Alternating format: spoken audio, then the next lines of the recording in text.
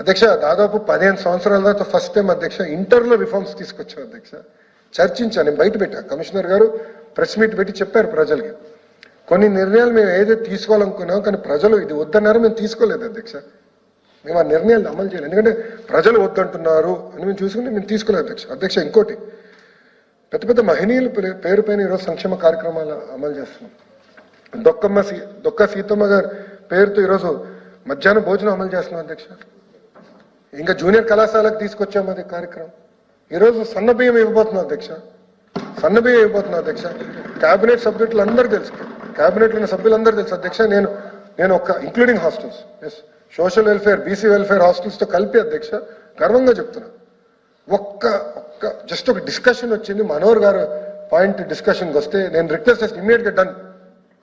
అంటే ఎలాంటి నిర్ణయాలు మన ప్రభుత్వం తీసుకుంటుందో దయచేసి వాళ్ళు కూడా గమనించాలి అధ్యక్ష. అధ్యక్ష ఇంకోటి మేము నిర్ణయం తీసుకున్నాం, రాజకీయ నాయకుల పేర్లు ఉండకూడదు విద్యాశాఖలో. అధ్యక్ష మీరు చూడండి అధ్యక్ష, ప్రభుత్వ పాఠశాలలకి వెళ్తే క్యాలెండర్ పైన మా ఫోటోలు లేవు అధ్యక్ష.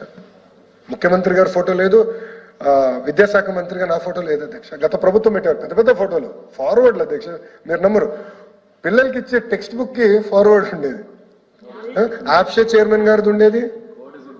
దాని తర్వాత ఒక్క నిమిషం వస్తున్నా చాలా ఉన్నాయి.